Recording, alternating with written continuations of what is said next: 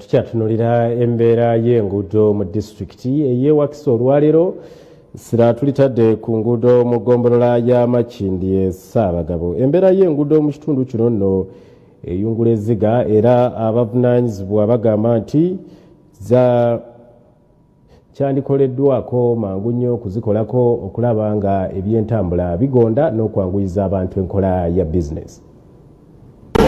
Municipal ya Makindye Ssaabagabo esangibwa mu district y'e Wakiso nga yatongozebwa mu mwaka gwa 2015 eweze kilomita 392 nga ku zino nkaaga zokka ze zaakayibwa kolansi. Bw'otuuka mu municipal eno wali enkulaakulana y'omuggundo wabula ng'enguudo mbi nnyo ddala olw'empompogoma z'ebinnya ne kazambi akulukutira mu myala by'ebikwaniriza. Ekkubo lino okuva ku poliisi okutuuka ku kigenderedde ku muwala wali tubonaabona obumpima bw'embula bifaanana by'omulengera nammwe. Meya wa municipal eno Semwanga Godfrey agamba mu kiseera eky'emyaka 2 kye baakamala mu ofiisi bagezezzaako okukola enguudo. Esooka kukwatagana n'abantu mu community n'otwalayo machines ekyuma ebuguleda n'ekyuma ekinyiga n'obutabawuza bo ne basondamu essente ez'amafuta.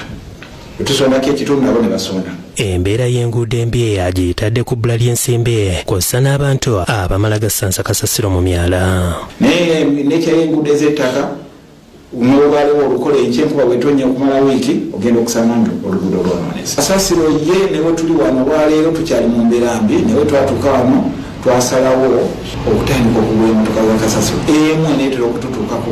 Agamba essuubi balirina mu nteekateeka ya World Bank yabasuubiza okubawola ssente ezigenda okubayamba nate okwongera okubaako kye bongera okukola.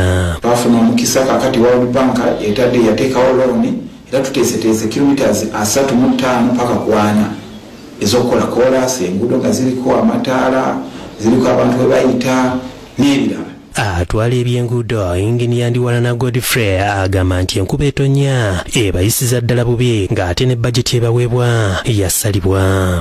Tutawaanyizaamu nti tulina ebikko bingi n'obusozi bungi kati wesanga amazzi gajja ne gatemamu enguudo zaffe ebiseera ebisinga naye n'enkuba etusoomoza nnyo bajeti zaffe zonna bazisala naye tugeza kulaba nga tulisamu tractor. Yeemulugunyiza ku musolo ogusolozebwa mu kitundu ogw'obuwumbi obuna n'ekitundu zagambye nti ntono nnyo so nga buli kilomita y'oluguudo yeetaagisa obuwumbi 2 n'ekitundu okusobola okukolebwa. Ssentebe wa disitulikiti y'e Wakiso Matiya Lwangabwanika agamba nti municipal okutondebwawo nga tezirina ssente zibeera n'amannya gokka. Okutondawo simyeno municipality n'ogiyita buyisirinnya nga bw'olaba batondawo ebibuga naye nga babituumye mannya nga tebirina ssente musigala ekyokukola temukirina. Era yagala Wakiso ekoma okutwalibwa nga disitulikiti ey'ekyalo omusolo gugijjibwamu gujiddizibwe esobole okukola ku bizibu byayo. Lwaki disitulikiti ekuŋŋanya ssente zaayo n'ogiragira ati ezikuweereze ate okugijiddiza ne tubanduulu ekyo ne tukiyitako kati tutuuse mu kizibu ekigamba nti yadde biri byonna weebiri yadde ne bantereezezza etteeka naye ate ne ssente tebakyazirina. Kakati okujja tutandika mwaka guno bakalimitinga omulundi gumu twafuna za January, February tezinadda, March tezinadda, April tezinadda. Kizawire ne William Mutyaba bebakusakidde eggulire lino. Bwe bityo webiri embeera y'ebyenguudo mu disitulikiti ey'e Wakiso. Kanzeemu mpumulemu komewo n'ekitundu ekyokuna kye kijja okuba mu akanyomero kaffe ak'ensi 5 y'Abakirimayi.